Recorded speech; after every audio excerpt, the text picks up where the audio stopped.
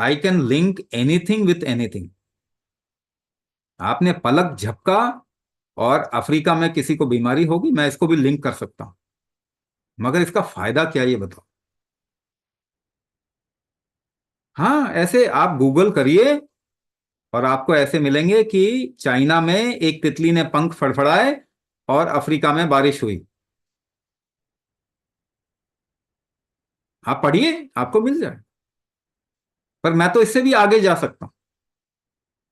Universe के दूसरे कोने में कुछ हुआ और आपके पेट में दर्द हुआ, मैं उसको भी रिलेट कर सकता हूं, मगर उससे फायदा क्या है। कार्पल टनल सिंड्रोम होता क्यों है, डॉक्टर से क्यों नहीं पूछा, क्योंकि ये नामकरण तो उसी ने किया हुआ या उसकी प्रजाति ने किया हुआ। ठीक करते हैं क्या वो? भाई नाम तो रख दिया उन्होंने, उनसे पूछना चाहिए आपको कार्पल टनल सिंड्रोम क्या होता है। नहीं, ये नहीं बताएंगे हमें, तो हमें मालूम ही नहीं है जी। डायबिटीज क्यों होती है हमें मालूम नहीं, आर्थराइटिस क्या होता है हमें मालूम नहीं है जी। रूमेटाइड क्यों होता है, ऑटोइम्यून डिसऑर्डर क्या होता है हमें मालूम नहीं है जी। मतलब कहाँ फंसे हुए हैं। जिनको कुछ मालूम ही नहीं है उनसे इलाज कराने के लिए लाइन लगा के जाते हो। जाते हो कि नहीं? और वहां पे सवाल पूछना मना है बिल्कुल। जाके जाके चुपचाप से बैठेंगे, अभी भी हम गुलाम हैं क्या? कार्पल टनल सिंड्रोम क्यों होता है आपको पूछना चाहिए ना। अबे यार, क्या आप पूछ रहे हैं एक स्वामी जी से, स्वामी अनपढ़ स्वामी है, इसको क्या मालूम कार्पल टनल सिंड्रोम क्या होता है। मगर आपको थोड़ा मैं बता देता हूं, ठीक है ना। ऐसा शब्द कोई भी अगर आपने सुना हुआ है तो पहले ये समझने की कोशिश कीजिए कि इसमें प्रॉब्लम क्या आ रही है। तो आपको झंझनाहट आ रही है हाथों में, या सेंसेशन कम हो गए। ये दो चीजें जब भी होती है ना,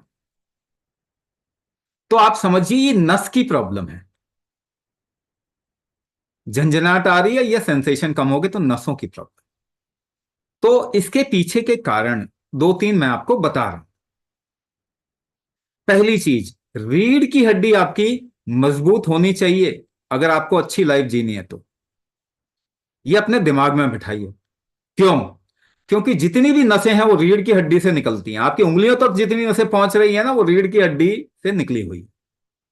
तो अगर रीढ़ की हड्डी कमजोर होगी तो क्या होगा, नर्व पिंचिंग होगी।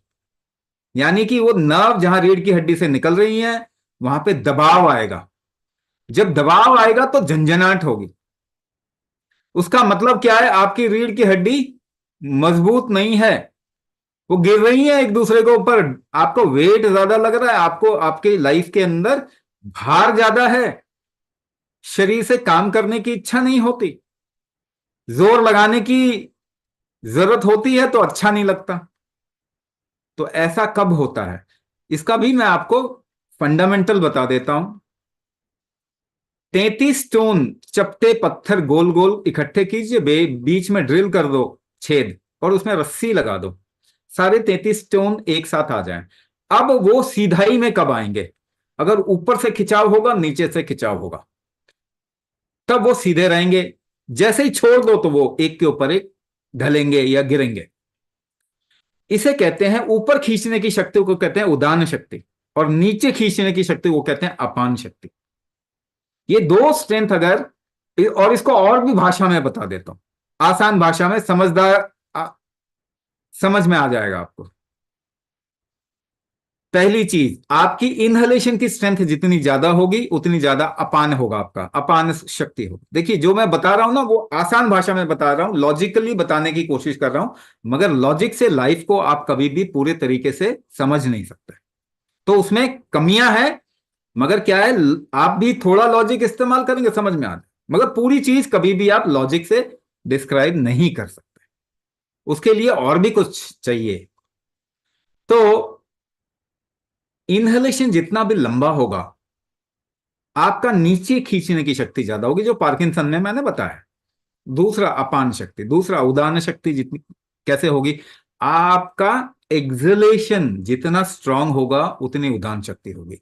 इसका एक बैलेंस होना चाहिए, 1:2। अपान अगर 8 है तो उदान 2 होना चाहिए। अगर ये स्ट्रेंथ बरकरार है, जैसे उसको आसान भाषा में और बताता हूं, और भी तरीके से मैं उसको समझा सकता हूं। अगर मैं केवल इसी पक्ष पे बात करूं तो मैं 1 हफ्ते तक समझा सकता हूं, ऐसे ऐसे तरीकों से समझाऊं। लेकिन क्या होगा, कितनी भी बात करूं, कितना भी समझ जाइए, आप ठीक नहीं होने वाले, ये गारंटी है। थोड़ा सा शरीर पे काम करेंगे, ठीक हो। जैसे आपने 10 सेकंड का इनहेलेशन किया, आपकी एक्सहेलेशन 20 सेकंड की होनी चाहिए। अगर ये नेचुरली आपके अंदर है तो आपकी रीढ़ की हड्डी की स्ट्रेंथ बहुत अच्छी है। मगर सांस भर के छोड़ने से ये स्ट्रेंथ नहीं बढ़ता। ये बढ़ता किससे? कुंभक से। क्योंकि कुंभक सांस रोकने की शक्ति आपकी इनहेलेशन स्ट्रेंथ भी है, एक्सहेलेशन स्ट्रेंथ भी है। तो इसको एक तरीके से फिर हम फॉर्मुलेट करते हैं, इसीलिए कस्टमाइजेशन किया जाता है आपका। आप में किस तरीके की कमजोरी है उसको फिर कस्टमाइज करके आपको अलग फॉर्मूला दिया जाता है कुंभक का, जिससे आपको फर्क पड़े। तो ये दोनों जैसे ही आप बढ़ाएंगे तो क्या होगा, पहली बात रीढ़ की हड्डी में स्ट्रेंथ आ जाएगा, तो टिंगलिंग सेंसेशन कम हो जाएंगी। आजकल क्या हो रहा है, शरीर में इतनी जान कम है कि सोते हैं एक करवट तो वो वाला हिस्सा सो जाता है। बहुत लोगों को होता होगा, एक करवट लेके सोते हैं, वो वाला हिस्सा सो जाता है, वो वाला हाथ सो जाता है, वो वाला एक पाँव में सो जाता है, बाद में झंझनाहट आ जाती है, फिर वो चलने फिरने से ठीक होती।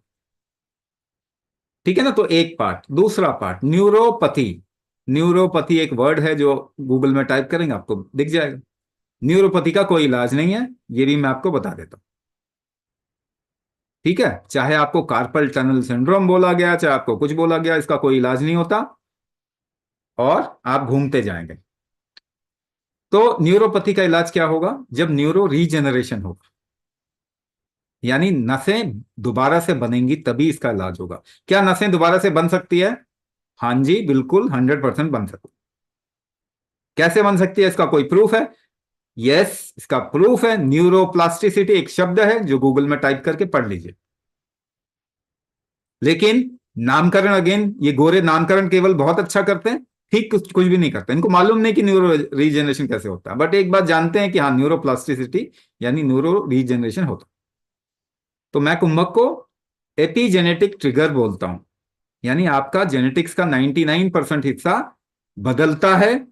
आपके शरीर के अंदर स्टेम सेल्स हैं, वो न्यूरो रीजनरेशन करवाते हैं, मगर उनको ट्रिगर देना पड़ेगा।